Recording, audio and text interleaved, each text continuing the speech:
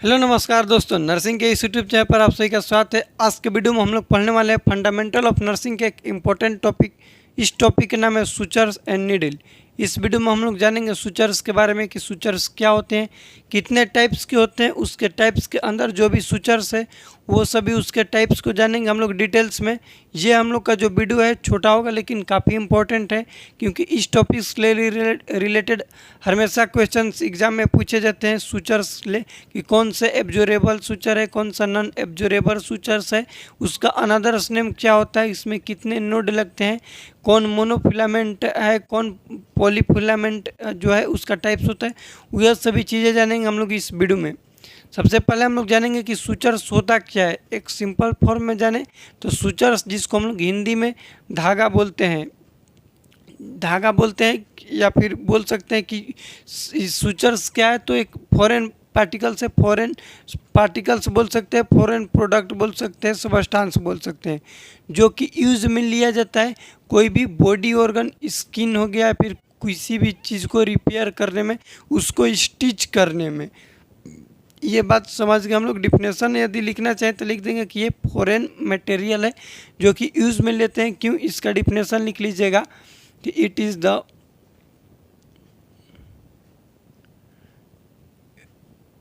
The foreign material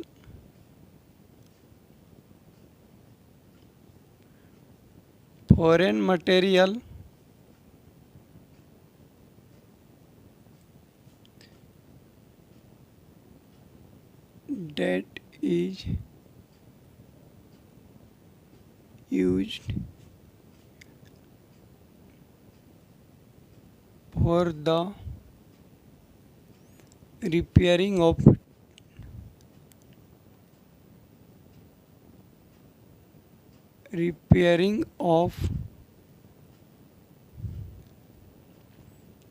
skin और organ. Skin या फिर किसी भी ऑर्गन को रिपेयरिंग करने के लिए इसको यूज में लिया जाता है। चलिए, इसके डिफिनेशन को हम लोग जान गए कि सुचर्स क्या होते हैं। तो सिंपल यहाँ पर हम डिफिनेशन लिखें अपने भाषा में कि सुचर्स क्या है, तो एक फॉरेन मटेरियल है। फॉरेन मटेरियल मतलब कि बाहरी पदार्थ है जिसको हम लोग यूज में लेते हैं। क्यों लेते हैं? क्योंकि बॉडी ऑर्गन या फिर स्किन को रिपेयर करने के लिए, उसको स्टिच करने के लिए, वहाँ पर उसको जोड़ने के लिए। ये हो गया सुचर्स का डिफिनेशन। इसके डिफिनेशन ले रिलेटेड क्वेश्चन एग्जाम में नहीं पूछे जाते हैं, क्वेश्चन एग्जाम में पूछे जाते हैं इसके क्लासिफिकेशन ले, जिसको हम लोग सुचर्स के टाइप बोलते हैं। तो अब हेडिंग दीजिएगा क्लासिफिकेशन ऑफ सुचर्स। उसको हम लोग जानेंगे कि ये दो टाइप्स के होते हैं। क्लासिफिकेशन लिखिएगा यहाँ पर, क्लासिफिकेशन ऑफ सुचर लिख दीजिएगा। सुचर के टाइप्स को हम लोग जानेंगे तो ये दो टाइप्स के होते हैं, और यही क्वेश्चन पूछा जाता है कि इसके टाइप लेके कौन सा सुचर्स एब्जॉर्बेबल सुचर्स है, कौन सा नॉन एब्जॉर्बेबल है। एब्जॉर्बेबल में भी दो टाइप्स होता है, नेचुरल आता है और आर्टिफिशियल। आर्टिफिशियल को हम लोग सिंथेटिक बोलते हैं। तो ये सभी चीज़ें हम लोग जानेंगे। पहले दे देंगे हम लोग एब्जॉर्बेबल सुचर्स, एब्जॉर्बेबल सुचर, और सेकेंड है non absorbable suture, non absorbable suture. Absorbable sutures में भी इसका दो टाइप्स होते हैं, एक होता है नेचुरल और दूसरा होता है सिंथेटिक। सिंथेटिक का ही दूसरा नाम होता है आर्टिफिशियल। नॉन एब्जॉर्बेबल में भी इसका दो टाइप्स होता है। नॉन एब्जॉर्बेबल में दो टाइप्स, नेचुरल और सिंथेटिक।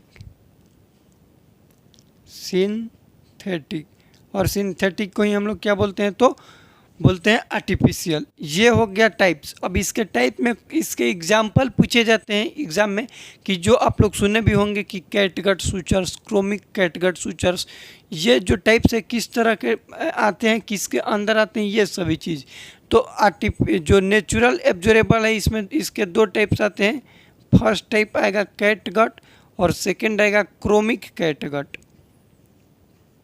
चलिए यहाँ पर हम लोग बात कर रहे थे क्रोमिक कैटगट के बारे में। क्रोमिक कैटगट ये जो है सेकेंड टाइप से नेचुरल एब्जॉर्बेबल के, ये सुने भी होंगे क्योंकि इसका एग्जाम्पल ये यूज में लिया जाता है ड्यूरिंग एपिजियोटॉमी सीजर के। एपिजियोटॉमी जो सीजर होता है जिसमें सूचर्स यूज में लिए जाते हैं एपिजियोटॉमी के दौरान, ये होता है क्रोमिक ओ कैटगट सूचर। जो क्रोमिक कैटगट सूचर है इसी के यूज में लिया जाता है, ये सूचर ही उस एपिजियोटॉमी के दौरान यूज में लिए जाते हैं। ये दो टाइप से नेचुरल एब्जॉर्बेबल सूचर्स के। उसके बाद हम लोग जानेंगे सिंथेटिक सूचर्स, जिसको आर्टिफिशियल नेचुरल है। आर्टिफिशियल लेकिन किस तरह का है, नेचुरल है, सिंथेटिक है। उसका एग्जाम्पल हम लोग याद रखेंगे। याद करने का सिंपल और एक साधारण सा हम अपने से बनाए ट्रिक, उसको आप लोग फॉलो कर सकते हैं MDPV से। MDPV से आप लोग याद रख सकते हैं। MD को DM भी कर सकते हैं, PV DMPV से भी याद कर सकते हैं। M का मतलब होता है मोनोक्रिल, मोनोक्रिल सूचर्स। D का मतलब होता है डाइएक्सोन। P का मतलब होता है PDS और B का मतलब होता है बाइक्रिल सूचर्स। ये मोस्ट इम्पोर्टेंट से बाइक्रिल सूचर्स से रिलेटेड एग्जाम में क्वेश्चंस पूछे भी जाते हैं, तो इसको भी आप लोग याद रखिएगा, ये इम्पोर्टेंट है। ठीक, बाइक्रिल किसके अंदर आता है, तो नेचुरल के अंदर आता है, सॉरी सिंथेटिक के अंदर आता है, लेकिन किस तरीके का है, तो एब्जॉर्बेबल सूचर से। याद रखिएगा। मोनोक्रिल का दूसरा नाम पूछा जाता है कि मोनोक्रिल का अनदर नेम क्या है, तो इसको बोलेंगे हम लोग, इसको याद रखिएगा, पॉलीग्लाइकेप्रोन बोलते हैं किसको, तो मोनोक्रिल को। PDS का मतलब क्या होता है, याद रखिएगा, पॉली डाइएक्सोन सूचर, याद रखिएगा ये। उसके बाद हम लोग बात करें नॉन एब्जॉर्बेबल में। ये एब्जॉर्बेबल का मतलब ये होता है कि ये जितने भी सूचर्स हैं, यदि इससे इस सूचर्स के हेल्प से स्किन को स्टिच किया जाए तो वो बॉडी में ही क्या हो जाएगा, एब्जॉर्ब हो जाएगा। इसको बाद में निकालना नहीं पड़ेगा, इस टाके को कटना नहीं पड़ेगा। ये होते एब्जॉर्बेबल सूचर्स। सेकेंड चीज़ कि नॉन एब्जॉर्बेबल का मतलब ये होता है कि वैसा सूचर्स जो कि बॉडी में एब्जॉर्ब नहीं होगा, उसको काट कर निकालना पड़ेगा, या फिर बहुत लॉन्ग टाइम के बाद ये बॉडी में एब्जॉर्ब होगा। इसमें भी आते हैं नेचुरल और सिंथेटिक। नेचुरल में आप लोग याद रख सकते हैं इसमें कि क्या क्या होता है, तो याद रख सकते हैं इसमें होता है लिनेन होता है, सिल्क होता है, उसके बाद होता है कॉटन। 3 इसका एग्जाम्पल हो गया नेचुरल नॉन एब्जॉर्बेबल में। उसके बाद इसमें हम लोग बात करेंगे कि सिंथेटिक में, तो सिंथेटिक में भी इसको आप लोग याद रख सकते हैं पेन से, PEN। P का मतलब होता है पॉलीग्रेन एथिलॉन और इनका मतलब नाइलॉन।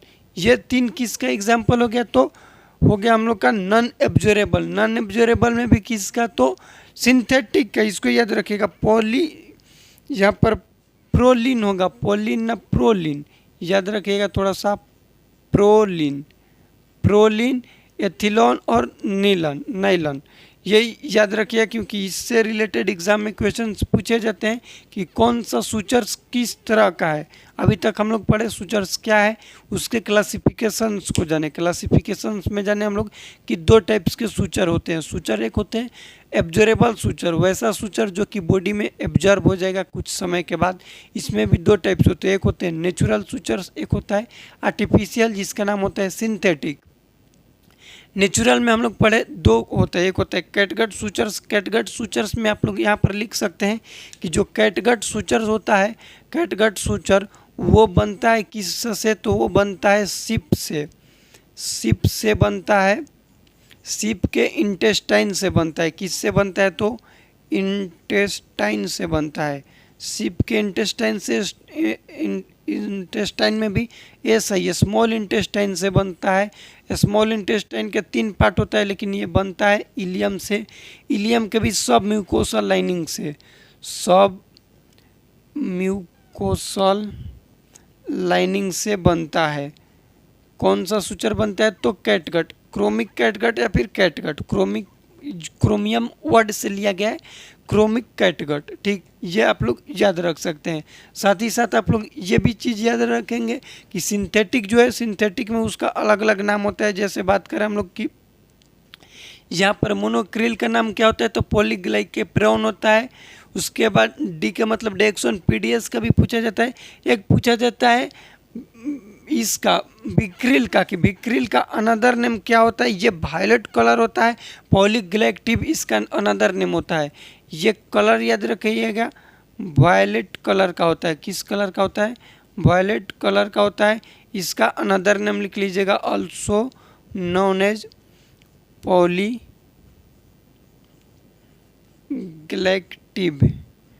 पॉलीग्लैक्टिव किसका नाम है? तो वाइक्रिल का नाम है। क्या है? पॉलीग्लैक्टिव नाम है। इसको आप लोग याद रखिएगा।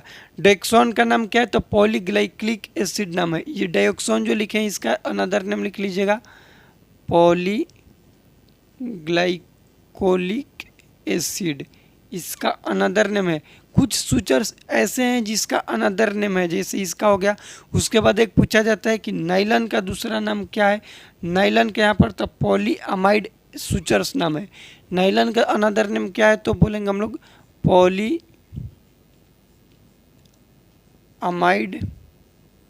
सूचर। ये हो गया सूचर्स के टाइप से रिलेटेड।